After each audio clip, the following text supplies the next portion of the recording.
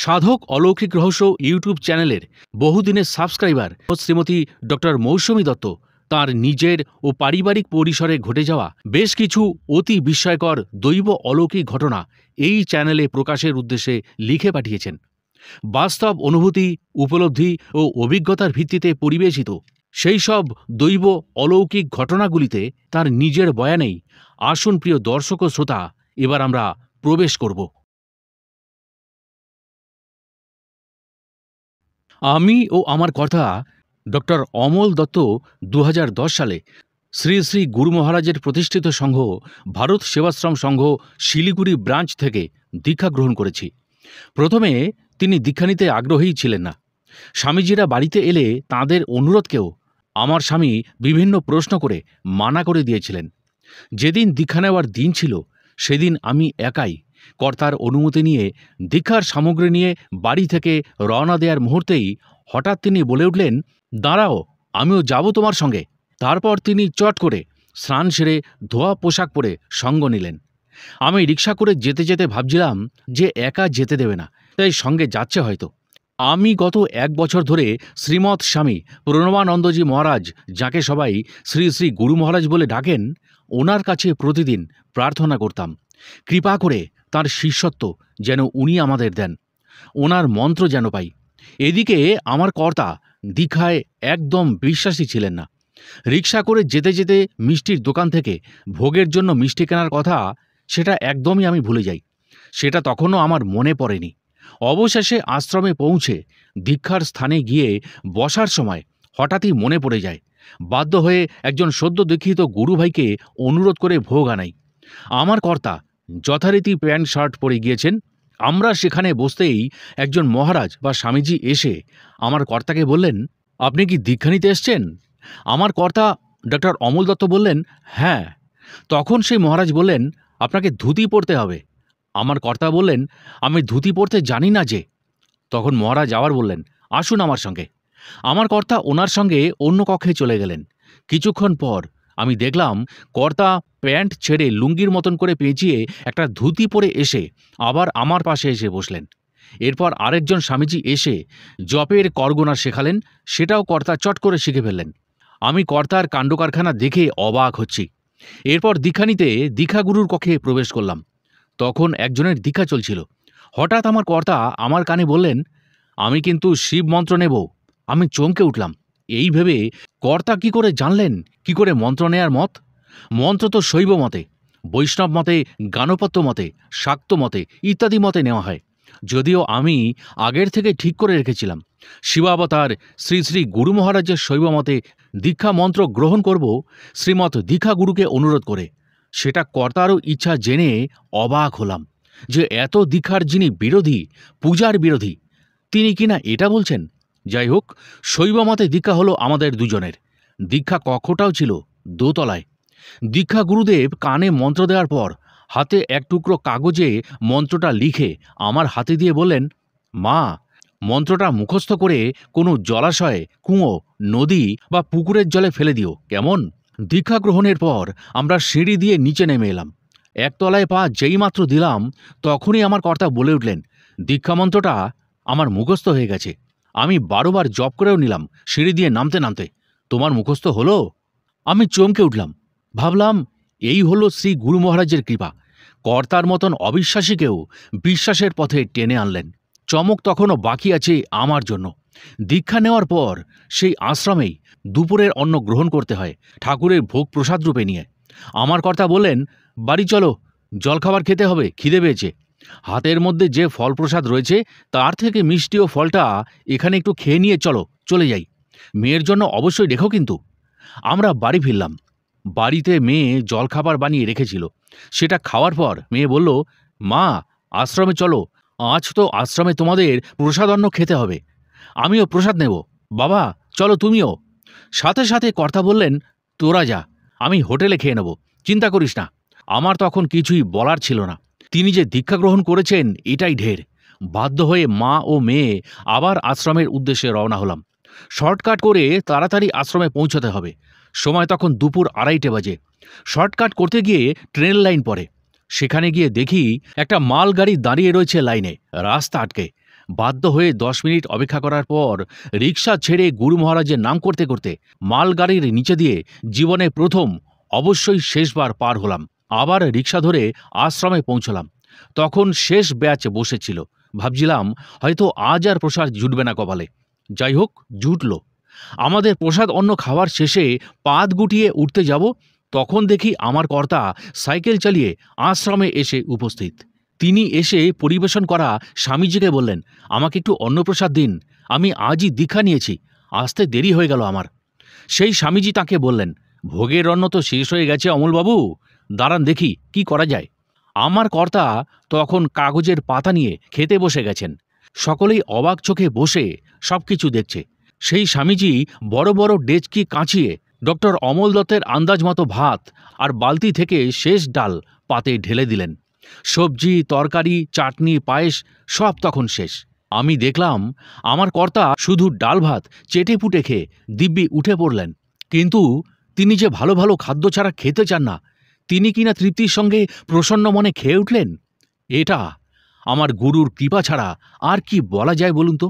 মনে একটা অদ্ভুত আনন্দ নিয়ে সেদিন বাড়ি ফিরলাম। এরপরে ঘটনাটা সম্ভবত 2012-তে ঘটেছিল। আমার স্বামী ডক্টর অমল দত্ত তখন কোনো একটা জরুরি কাজের রিপোর্ট শিলিগুড়ির বাড়িতে বসে কম্পিউটারে করছিলেন। তাঁকে সেদিনের মধ্যেই রিপোর্টটা দিল্লির হেড অফিসে পাঠাতেই হবে। তিনি তখন কম্পিউটার নিয়ে তেমন সরগর নন। যাই হোক, আমি আর মেয়ে রাতে শুয়ে পড়েছি। রাত তখন 1:30 বাজে। আমার হঠাৎ ঘুম ভেঙে গেল। চেয়ে দেখলাম আমার কর্তা সমানে ঘরে পায়চারি করছেন আর জোরে জোরে হেঁটে ক্রমাগত নিচু স্বরে বকবক করছেন। তিনি বলছেন, আমি ভুল জায়গায় মেইল করেছি, এটা ভীষণ গোপনীয় রিপোর্ট, পাবলিক হয়ে গেলে আমার চাকরি যাবে। এখন আমি কি করব বুঝতে পারছি না, এবার কি হবে। আমি প্রথমে বুঝতে পারিনি। শেষে তিনি আমায় বুঝিয়ে বলেন ঘটনাটা। আমার মাথায় বাজ পড়ে। এখন উপায়? তখনই মনে হলো একমাত্র গুরু মহারাজ শ্রী শ্রী প্রণবানন্দজি ছাড়া আমাদের বাঁচাতে পারেন এমন কেউ নেই। আমি সঙ্গে সঙ্গে শ্রী শ্রী গুরু মহারাজের ফটোর দিকে তাকিয়ে কেঁদে প্রার্থনা শুরু করলাম, রক্ষা করো প্রভু। মেয়েও ঘুম থেকে উঠে অশ্রু সজল চোখে গুরু মহারাজের কাছে প্রার্থনা করতে থাকে। রাত তখন প্রায় 3টে। কর্তা তখনও অস্থিরভাবে পায়চারি করছেন। আমার মন তখন বলে উঠল, গুরু মহারাজই রক্ষা করবেন। আমি সেই সাহস নিয়ে কর্তাকে বললাম, এবার শুয়ে পড়ো, কাল আমার স্কুল আছে, যেতে হবে।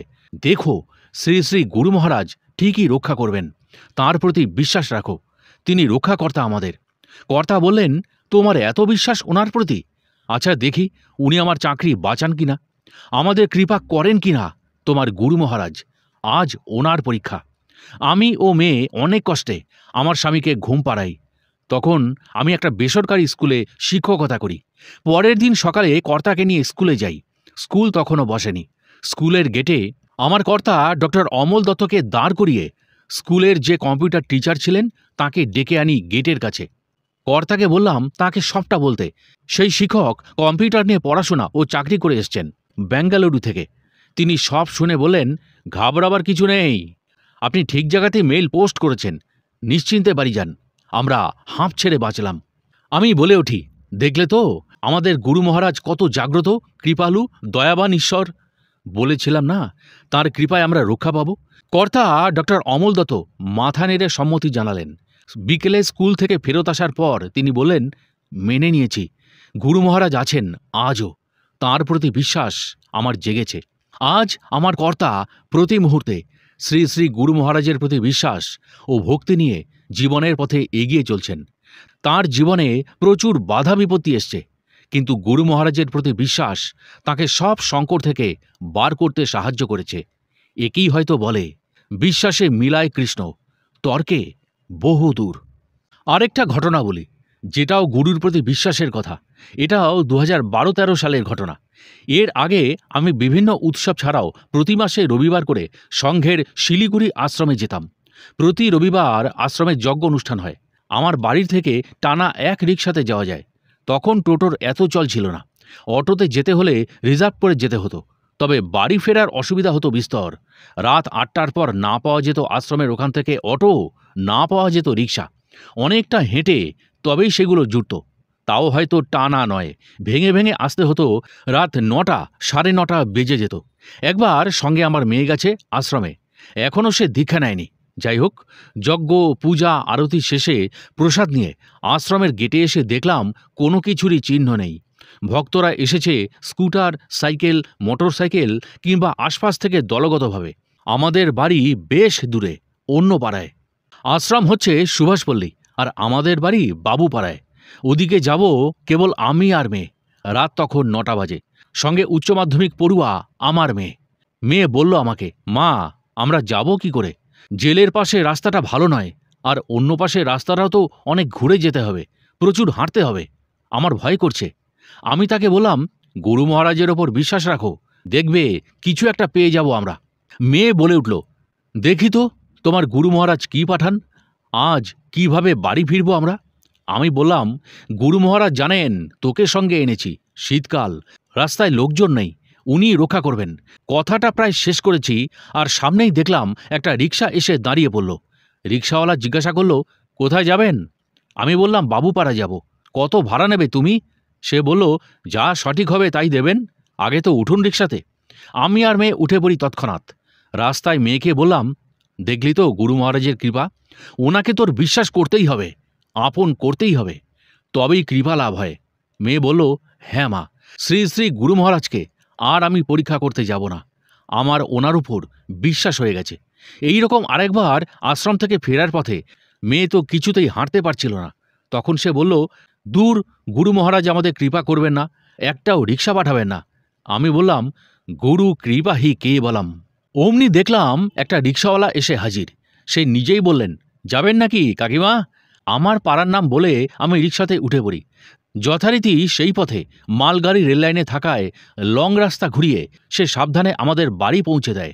আমার মেয়ের মনে গুরু মহারাজ শ্রী শ্রী প্রণবানন্দজির প্রতি এতটা বিশ্বাস জন্মেছে যে সেও 2014 সালে ভারত সেবাশ্রম সংঘ আশ্রম শিলিগুড়ি শাখা থেকে দীক্ষা গ্রহণ করে।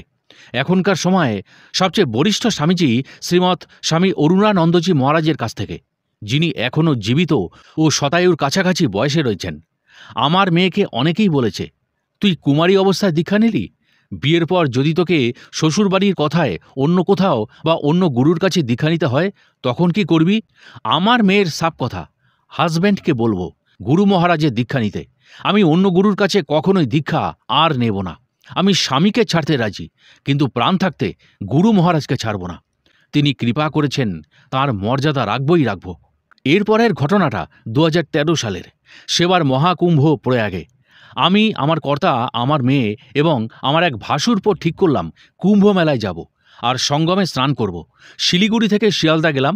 শিয়ালদাহ গেলাম 12ই জানুয়ারি, রাতে ট্রেন। পরের দিন শাহী স্নান করব। কিন্তু দুঃখের বিষয়, ট্রেন শীতকালীন প্রচণ্ড কুয়াশার জন্য 14 ঘন্টা লেট। অথচ 17ই জানুয়ারি থেকে 19শে জানুয়ারি আমার মেয়ের কলেজে প্রথম সেমিস্টারে পরীক্ষা হবে। ফলে আমাদের ফিরে আসতে হলো শিলিগুড়িতে। মেয়ের পরীক্ষার পর আবার টিকিট কাটা হলো যাওয়ার। এবার শাহী স্নান করব বসন্ত পঞ্চমী, মানে মা সরস্বতীর পূজার দিন। এবার কিন্তু ঠিকমতো এলাহাবাদে পৌঁছালাম। তবে তার আগে কানে এলো, এলাহাবাদে কুম্ভমেলা উপলক্ষে একটি মর্মান্তিক দুর্ঘটনা ঘটে গেছে। এই দুর্ঘটনায় এলাহাবাদ রেলওয়ে স্টেশনে একটি ফুটব্রিজ মানুষের ভিড়ের চাপে সম্পূর্ণ ভেঙে পড়েছে এবং তাতে 82 জন নাকি প্রাণ হারিয়েছেন। যাব যখন ঠিক করেছিলাম তাই গেলাম। স্টেশনে পৌঁছে সেখান থেকে আমার কর্তার এক অধীনস্থ অর্থাৎ সাবঅর্ডিনেট অফিস কর্মচারী বা স্টাফের কোয়ার্টারের বাড়িতে গিয়ে উঠলাম। স্নান খাওয়া দাওয়া সেরে বিকেলে তারই গাড়িতে চেপে কুম্ভমেলায় গেলাম। সে আমাদের জন্য অতি কষ্টে পাঞ্জাবিদের একটা বড় আখড়ায় একটা থাকার তাঁবুর ব্যবস্থা করে দেয়। আমরা তাকে বিদায় জানিয়ে সেই তাঁবুতে গিয়ে উঠলাম। তারপর আমিও ভাসুরপো মিলে 2টো সেক্টর ঘুরে দেখলাম। একদিনে সব সেক্টর ঘুরে দেখা সম্ভবপর নয়। বহু নাগা সন্ন্যাসী, বহু মহাত্মা, বহু মহারাজ, বহু আশ্রমের মঠ, মিশনের আখড়া ঘুরলাম। আমার মেয়ের একটু পেটের গোলমাল চলছিল দেখে মেলায় ভারত সেবাশ্রম সংঘের যে ক্যাম্প সেইখানে গেলাম। কারণ মেলা প্রাঙ্গণে ভারত সেবাশ্রম সংঘের আখড়ায় তখন ডাক্তারবাবু ছিলেন। ওনার কাছ থেকে ওষুধ এনে খাইয়ে দিই। মেয়েটা অনেকটা সুস্থ বোধ করে। মেলায় ঘুরে 50 টাকা করে 2টো 5মুখীর বড় রুদ্রাক্ষের মালা কিনে বাড়িতে গুরু মহারাজের ফটোতে পরাবো বলে, এবং শিব ঠাকুরের একটা বড় ফটো রয়েছে তাতে পরাবো বলে কিনলাম। যাই হোক, খেয়ে দেয়ে রাতে তাঁবুতে শুয়ে পড়েছি। মেঝেতে মানে মাটিতেই খড় বিছানো ছিল, তাই তার ওপর চাদর পেতে হাওয়া বালিশ দিয়ে শোয়া হয়েছে। তাঁবুর দুটো প্রবেশপথ ছিল দুদিকে, পর্দা দিয়ে তাঁবুর প্রবেশপথ ঢাকা। পর্দাগুলো দড়ি দিয়ে আটকে রাখার ব্যবস্থা ছিল। একটা পর্দার দিকে আমার কর্তা শুয়েছেন, তারপর আমার মেয়ে, তারপর আমি, এবং তারপরে আমার ভাসুরপো শুয়েছেন। ওর পরে তাঁবুর আরেকটা প্রবেশপথ পর্দা দিয়ে ঢাকা। আমার কর্তার দিকে প্রবেশপথের 15 মিটার দূরে সার বেঁধে অস্থায়ী স্নানঘর ও টয়লেট। তার পিছন দিকে টয়লেটের গা জুড়ে খুব নিচু টিনের প্রাচীরের মতো করে সীমানা করে পরের আখড়াটা শুরু। সেখানে ওদের রান্নাঘর ও অন্য কিছু ঘর রয়েছে। প্রতিটা আখড়াতে দেখছিলাম চমৎকার সব দেবদেবীর মূর্তি নিয়ে গেট সাজানো হয়েছে। ওই আখড়াতে বিরাট এক গণেশ ঠাকুরের মূর্তিও ছিল। আরও একটা মূর্তি ছিল, এখন ঠিক মনে পড়ছে না। রাত তখন প্রায় 1টা বাজে। শুয়ে পড়েছি। ভোরে শোভাযাত্রা করে সন্ন্যাসী সাধুদের স্নানযাত্রা দেখে নিজেরাও ডুব দিতে যাব সঙ্গমে, এই রকমই একটা ইচ্ছা তখন। ঘুমের মধ্যে মনে হলো বৃষ্টি পড়ছে। টিনের চালের বাথরুম টয়লেটের উপর তার টাপুর টুপুর আওয়াজ হচ্ছে। হঠাৎ কানে এলো কে যেন বলছেন কানের পাশে মুখ এনে, "শিগগিরই উঠে পড়, বাইরে আগুন লেগেছে, উঠে পড়, উঠে পড়।" আমি তড়াক করে উঠে বসি। পর্দা দুটোর দিকে তাকাই, দেখি আমার কর্তার দিকে প্রবেশদ্বারের পর্দার রং লাল হয়ে গেছে। সকলকে চিৎকার করে ডাকি। কর্তাকে লাফ দিয়ে পার করে ওই পর্দা সরিয়ে দেখলাম পাশের আখড়া দাউ দাউ করে আগুনে জ্বলছে। রান্নাঘরের উপর জলের জন্য বসানো রিজার্ভারের ড্রাম জ্বলতে জ্বলতে ছিটকে এসে আমাদের আখড়াতে পড়ছে। আমাদের টয়লেটের মাথার টিন উড়ে চলে গেছে ওই তাপে। সঙ্গে সঙ্গে ভাসুরপোর দিকে পর্দা কোনো মতে ছিঁড়ে সকলে আমরা আমাদের বাক্স প্যাঁটরার সঙ্গে নিয়ে কোনো মতে তাঁবুর বাইরে একেবারে হুড়োহুড়ি করে নিরাপদ জায়গায় এসে দাঁড়ালাম। সামনের দিকে দেখছিলাম পাশের আখড়া দাউ দাউ করে জ্বলেই চলেছে, আর বিভিন্ন জিনিস আগুনে পুড়ে ছিটকে ছিটকে এদিক ওদিক পড়ছে। আমাদের আখড়ায় তখন হুড়োহুড়ি পড়ে গেছে আখড়া ছেড়ে বাইরে সেফ জায়গায় যাওয়ার জন্য। আমরা তখন এক নিরাপদ জায়গায় দাঁড়ানো। হঠাৎ দেখলাম সিটি বাজাতে বাজাতে 3জন ভারত সেবাশ্রম সংঘের স্বামীজি সেই জ্বলন্ত আখড়ায় এসে পড়লেন। ওনাদের পিঠে রয়েছে অগ্নি নির্বাপক সিলিন্ডার এবং হাতে লাঠি। ওনারা নিজেরাই আগুন নেভাতে শুরু করে দিয়েছেন। তখনও কিন্তু কোনো মিডিয়া বা ফায়ার ব্রিগেডের গাড়ি সেইখানে এসে পৌঁছায়নি। ওই সন্ন্যাসীরা এবং আমাদের আখড়ার কয়েকজন পাঞ্জাবি সর্দার সন্ন্যাসীরা মিলে একত্রে চাদরে জ্বলন্ত আখড়ার থেকে একজন মৃত ব্যক্তিকে বয়ে আনল আমাদের আখড়াতে। সকলে পালাতে সক্ষম হলেও ওই ব্যক্তির পায়ে সমস্যা থাকায় সে রান্নাঘরেই শুয়েছিল বলে পালাতে পারেনি এবং আগুনে দগ্ধ হয়ে মারা গেছে। এরপর ভোরের দিকে প্রায় 4:30 নাগাদ সরকারি লোকজন, মিডিয়া, ফায়ার ব্রিগেড এসে পড়ে। তখন কিন্তু ওই সন্ন্যাসীরা সবকিছু আয়ত্তের মধ্যে এনে ফেলেছেন। আজও ভাবি, শ্রী শ্রী গুরু মহারাজ যদি সেদিন আমার কাছে ডেকে আমাকে না তুলে দিতেন কৃপা করে, তাহলে হয়তো কাপড়ের তাঁবুতে ঘুমন্ত অবস্থায় আমাদের অগ্নিদগ্ধ হয়ে মৃত্যু হতো। এক টুকরো জ্বলন্ত কোনো টুকরো আমাদের তাঁবুতে পড়লেই তাঁবুটায় সঙ্গে সঙ্গে আগুন ধরে যেত।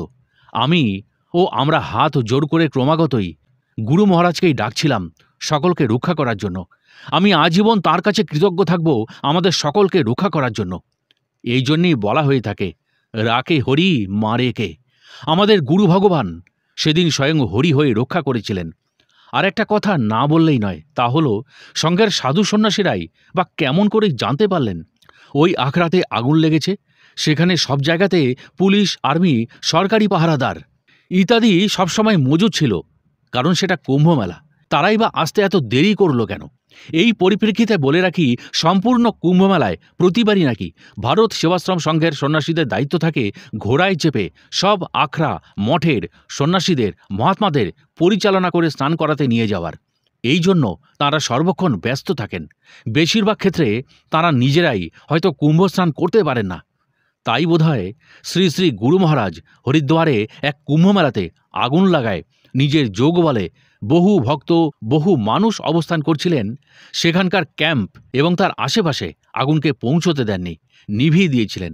তিনি যে রক্ষাকর্তা, স্বয়ং ভগবান, মানব দেহধারী পরমেশ্বর, পরম ব্রহ্ম, আচার্যদেব, আমাদের জন্ম জন্মান্তরের পিতা মাতা, পরম বন্ধু, সখা, অন্তর্যামী ভগবান। শ্রী শ্রী গুরু মহারাজ আমার ঈশ্বর, ভগবান, সর্বদেব দেবী, সব জনমের মা বাবা, আমি তার অধম সন্তান। তবুও তিনি যে সবসময় বিরাজমান এবং জাগ্রত, সেটা বিন্দুমাত্র সন্দেহ নেই। তিনি এই আমার মতো অধম সন্তানকে কৃপা করেন এবং অনেক ইচ্ছা পূরণ করে চলেছেন আজও। আমি তার করুণায় ঋণী একজন, তার অপার কৃপায় বেঁচে আছি।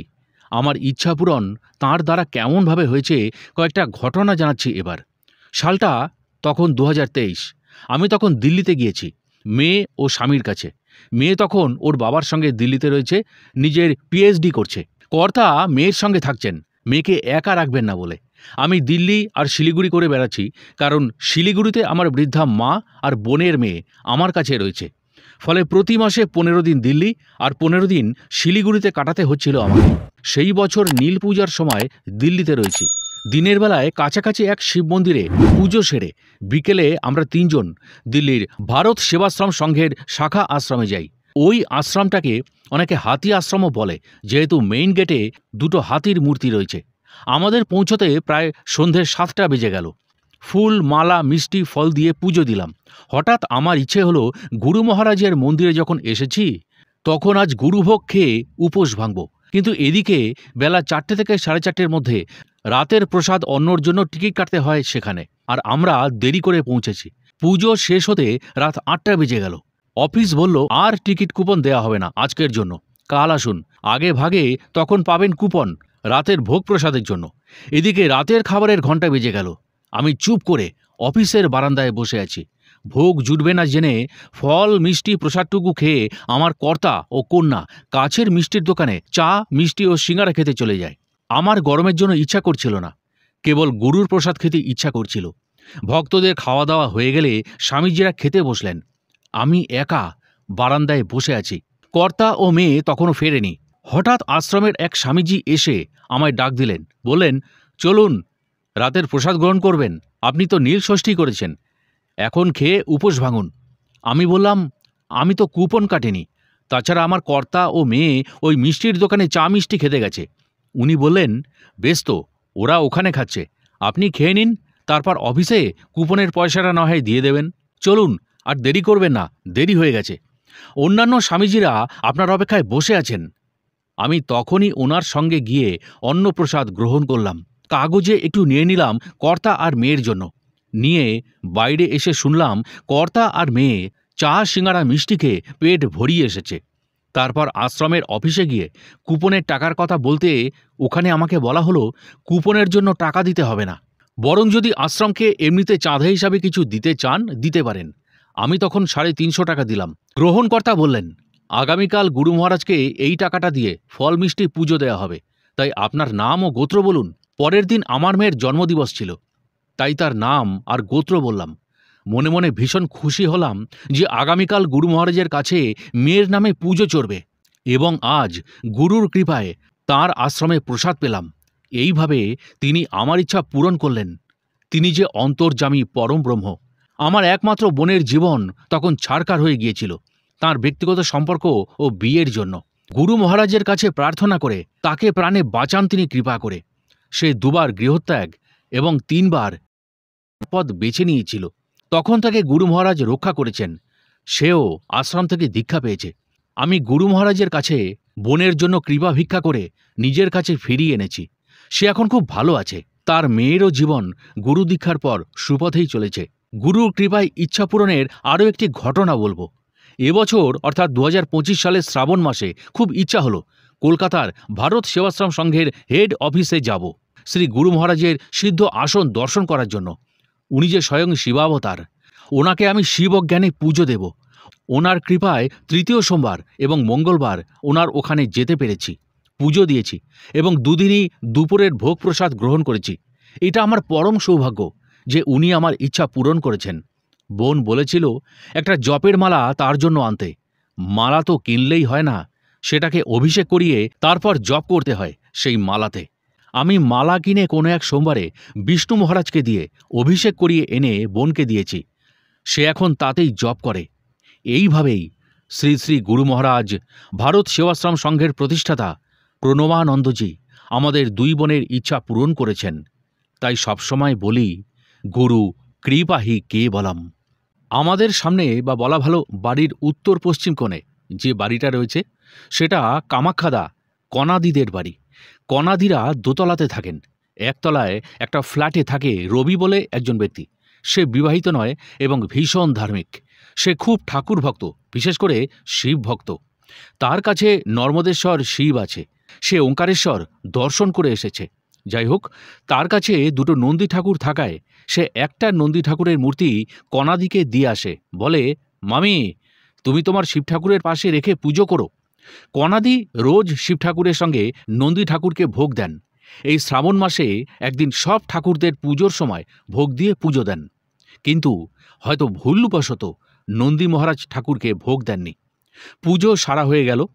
কণাদি সংসারের কাজকর্ম সারলেন, রাত হয়ে গেছে। তখনও কিন্তু কণাদির মনেই পড়েনি যে তিনি নন্দী মহারাজকে আজকে ভোগ দেননি।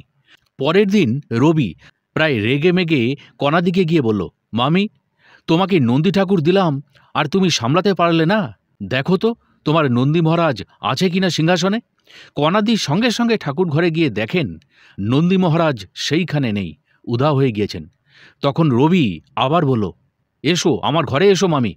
কণাদি রবির ঘরে এসে দেখে রবির ঠাকুরের ঘরে শিব ঠাকুরের পাশে সেই নন্দী মহারাজ বসে আছেন। তখন কণাদির মনে পড়ে যায় যে তিনি গতকাল নন্দী মহারাজকে ভোগ দিতে ভুলে গেছেন। ভোগ দিয়েছিলেন অন্য ঠাকুরদের, খেজুর ইত্যাদি। নন্দী ঠাকুর সেই খেজুর ভোগ না পেয়ে রবির ঠাকুর ঘরে ফিরে এসেছেন খুবই রেগে গিয়ে।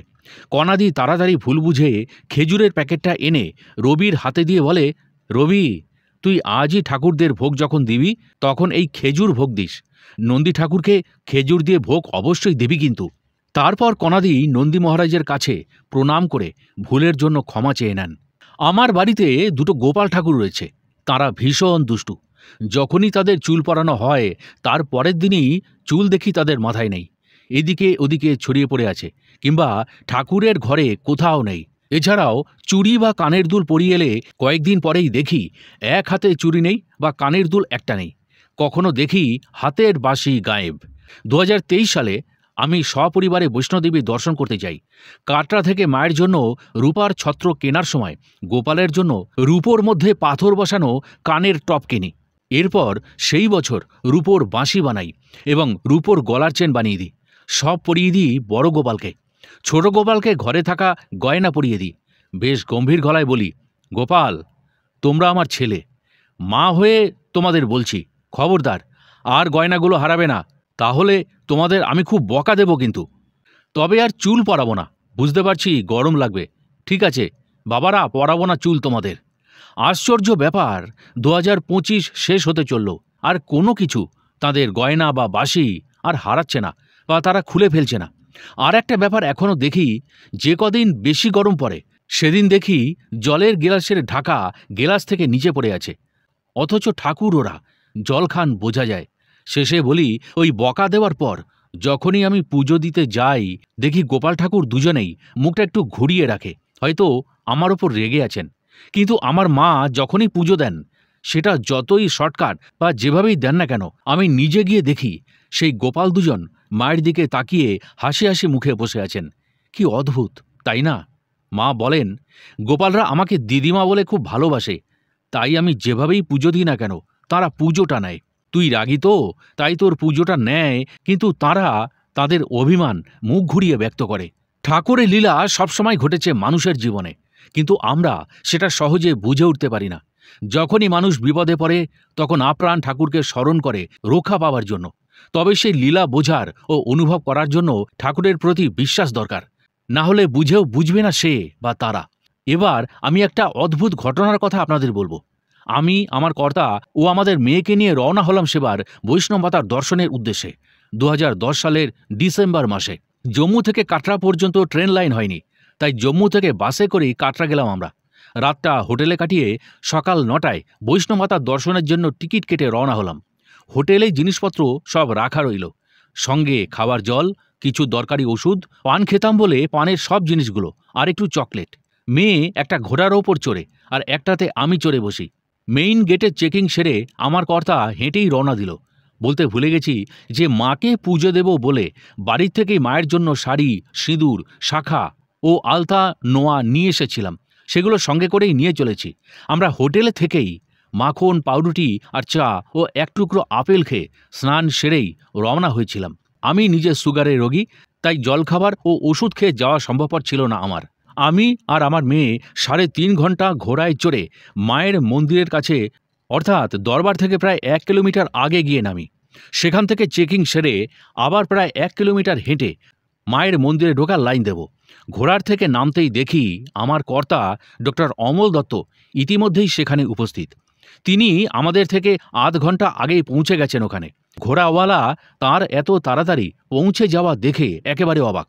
চেকিংয়ের সময় একজন মেল আর্মি পার্সন আমার হাত থেকে মায়ের জন্য নিয়ে যাওয়া শাঁখা, নোয়া, আলতা ও সিঁদুর ছুঁড়ে ফেলে দিল। শাড়িটা যখন ছুঁড়তে যাবে তখন আমি কেঁদে ফেলেছি, আর আমি মনে মনে বলি, মা, তোমার জন্য আনা বস্ত্র তুমি গ্রহণ করবে না? তখনই একজন মহিলা আর্মি সেই পুরুষ আর্মি ভদ্রলোকটির হাত চেপে ধরে বলে ওঠেন, ইসকো না ফেকো, পূজা চরনে কো লিয়ে লাই হ্যায়। শাড়িটা ফেরত দিল আমাকে। ইতিমধ্যে আমি আমার পানের সব কিছু, পার্স, কর্তার বেল্ট, তার পার্স সব জমা রেখেছি লকারে। হাতে মায়ের জন্য আনা শাড়ি, সেখান থেকে কেনা শুকনো প্রসাদ ভোগ, চূর্ণি, নারকেল, নকুলদানা নিয়ে লাইন দিলাম মায়ের দরবারে ঢোকার জন্য। গুহার মুখের কাছে দেখলাম মাতারানীর বিশাল এক মূর্তি স্থাপিত। তবে 2023 সালে আবার যখন মাকে দর্শন করতে গিয়েছিলাম তখন মূর্তিটি সেখানে আর ছিল না। আগে যে গুহা রাস্তা দিয়ে ভক্তরা হামাগুড়ি দিয়ে মায়ের গর্ভগৃহে বা দরবারে ঢুকত, যদিও সেটা বন্ধ হয়েছে, তাও সেটা দর্শন করলাম দূর থেকে। যাই হোক, শেরওয়ালি মাতার দরবারে ভালো মতো ঢুকে ঠাকুর মশাইকে সব দিলাম। উনি মায়ের শাড়িটা ছুঁয়ে ফেরত দিতে চাইলেন আমাকে, কিন্তু আমি ওনাকে বললাম, আপনি ওটা রেখে দিন, আমি মাকে দিয়েছি প্রণামী হিসাবে। আমরা তিনজনে খুব ভালোভাবে মা কালী, মা লক্ষ্মী ও মা সরস্বতীকে একত্রে পিণ্ডরূপে, মা বৈষ্ণব মাতা রূপে মন ভরে দর্শন ও প্রণাম করলাম। কেউ ধাক্কাধাক্কি করেনি। তবে 2023 সালে একজন পুলিশ বা আর্মি ভদ্রলোক মায়ের জন্য যা যা নিয়ে গিয়েছিলাম তা হাত থেকে কেড়ে নিয়ে নিজেই বেদিতে ছুঁয়ে দিয়ে ধাক্কা মেরে সেখান থেকে সরিয়ে দিল। সকলের সঙ্গে সেই রকম করছিল। ঠাকুরমশাই বা পণ্ডিতজি শুধু বাটি করে তিলক নিয়ে লোকেদের কপালে তিলক পরিয়ে দিচ্ছিলেন। তাই দেখে দ্বিতীয়বারে মনটা খারাপ হয়ে গিয়েছিল আমার। এটা অনাচার বলেই মনে হচ্ছিল আমার তখন। যাই হোক, প্রথমবারের কথায় আবার ফিরে আসি।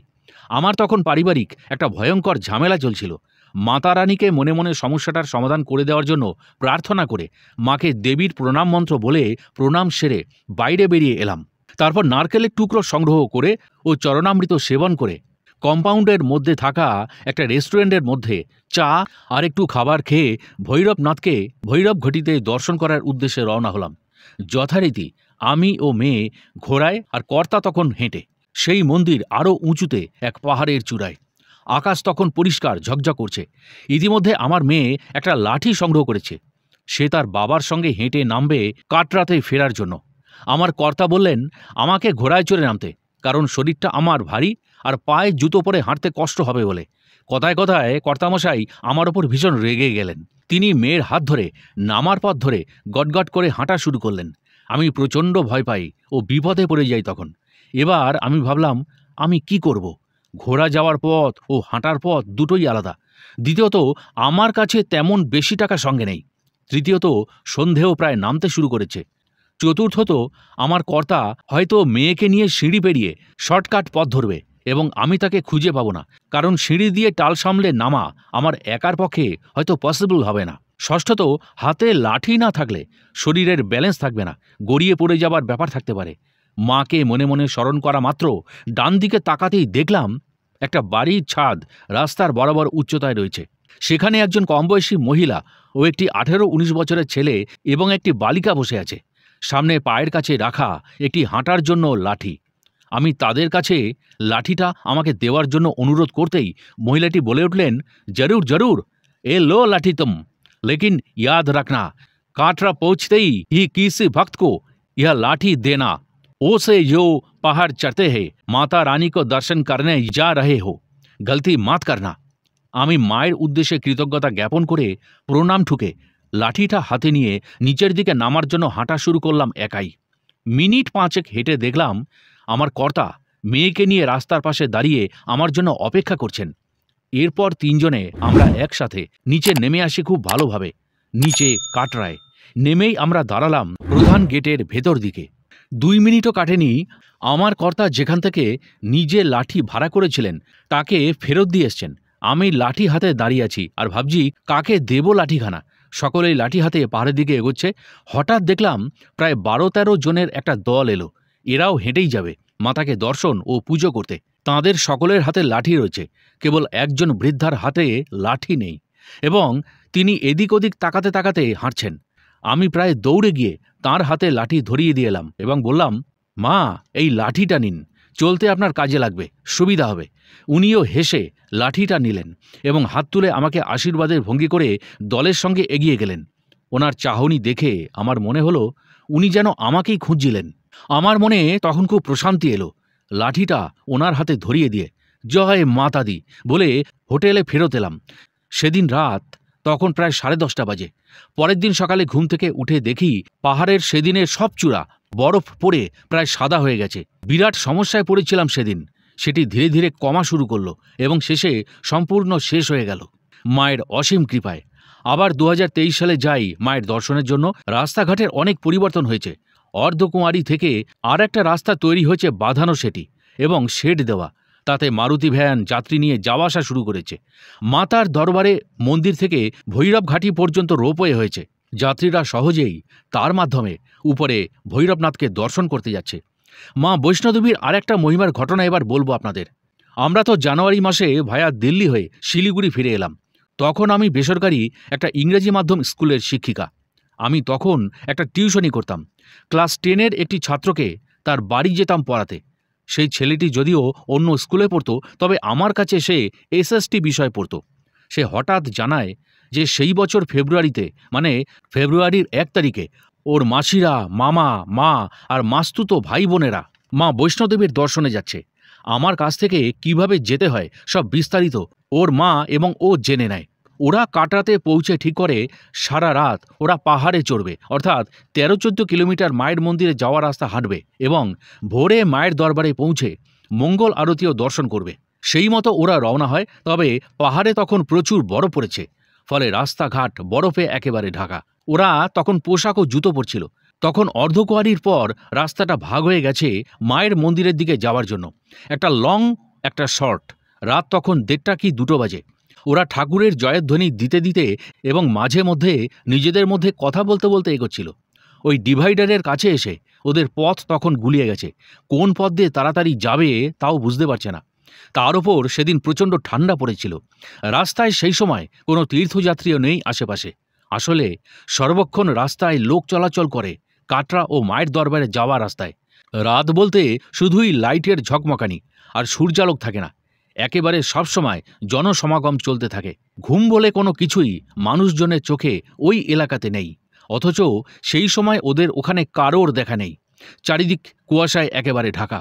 ওরা হতভম্ব হয়ে এদিক ওদিক চাইছে আর ভাবছে কি করে কোন রাস্তা ধরে এগিয়ে যাবে। মাকে মনে মনে সকলেই স্মরণ করতে শুরু করে। হঠাৎ কুয়াশাটা ওদের চারিদিক থেকে সরে গেল। কোথা থেকে একটা ছোট্ট বাচ্চা মেয়ে সেখানে উপস্থিত হয়। ওরা অবাক সকলে। কোথা থেকে একা ওই বাচ্চা মেয়েটি উপস্থিত হলো সেখানে? ওই বাচ্চা মেয়েটি তখন হিন্দিতে বলে উঠল, রাস্তা সমঝ नहीं पा रहे हो, उस रास्ता से जाओ, पहुंच जाओगे समय पर। এই বলে হাত তুলে একটা রাস্তা দেখিয়ে দেয়। সকলে বিস্ময়ে একে অপরের দিকে চাইতে থাকে। যাই হোক, ওরা ভাবে মেয়েটি বোধহয় স্থানীয় কোনো মানুষের পরিবারের, যে ওই রাস্তাটা চেনে, তাই হয়তো বলল। এবার মেয়েটিকে ধন্যবাদ বলে এগোতে যাবে তারা তার দেখানো রাস্তায়, কিন্তু সেই বাচ্চা মেয়েটিকে সেখানে তারা আর দেখতে পেল না, কারণ সে তখন সেখানে আর নেই। কোথাও যেন উধাও হয়ে গেছে। ব্যাপারটা ঘটে গেল কিছুক্ষণের মধ্যেই। ওরা জনাদশেকের মতো লোক সেখানে উপস্থিত, তার মধ্যে কি করে এটা সম্ভবপর হয়? ওরা সকলেই চারিদিকে খোঁজার জন্য সন্ধান করতে থাকে, কিন্তু বাচ্চা মেয়েটি তখন অদৃশ্য। আমার ছাত্রটি বলে, ম্যাম, কি যে সুন্দর মিষ্টি মেয়েটি ছিল বলে আপনাকে বোঝাতে পারবো না। বেশ সেজেছিল সে, মুখটা যেন জলজল করছিল সৌন্দর্যে। আমরা মুগ্ধ হয়ে গিয়েছিলাম তাকে দেখে। আমাদের তখন একটা ঘোরের মতো লাগছিল। সেই সুন্দরী বাচ্চা মেয়েটিকে ওরা আর খুঁজে পেল না। ওরা বলাবলি করতে করতে এগিয়ে যায়, ঠিকমতো সময়ে ওরা দেবী মায়ের দরবারে উপস্থিত হতে পারে। মঙ্গল আরতি দেখে পুজো দিয়ে বেরিয়ে আসার পর ওদের প্রত্যেকের বিশ্বাস জন্মায় যে সেই বাচ্চা মেয়েটিই ছিল মা শেরওয়ালি বৈষ্ণব দেবী মাতা। উনি সর্বদাই ভক্তের মনোবাঞ্ছা পূরণ করেন, এটা চিরসত্য। আগেই বলেছি, আমার মনের কথা উনি শুনেছেন, আমায় লাঠিটা যোগান দিয়েছিলেন এবং আমার সাংসারিক সমস্যাটার সমাধান করেও দিয়েছেন চিরদিনের জন্য। মা সদা জাগ্রতা, কৃপাময়ী, ভক্ত বৎসল দেবী, ত্রিশক্তি রূপিণী মাতা রানীর চরণযুগলে এই অধম নারীর ভক্তিপূর্ণ প্রণাম রইল। মা যদি ডাকেন তখন সৌভাগ্য। মাকে ভক্তি ভরে ডাকলে মা সাড়া না দিয়ে পারেন না। লোকেরা বলে দক্ষিণ থেকে মা কন্যাকুমারী উত্তরে এসে মা বৈষ্ণোদেবী রূপে অধিষ্ঠিত হয়েছেন। কাটরাতে পা দেওয়া মাত্রই প্রত্যেকেই মায়ের জন্য বিহ্বল হয়ে যায়। মনে হয় মা তাদের দুহাত ভরে ডাকছেন, বলছেন, আয় আমার কাছে আয়, আমি তোদের অপেক্ষায় আছি রে।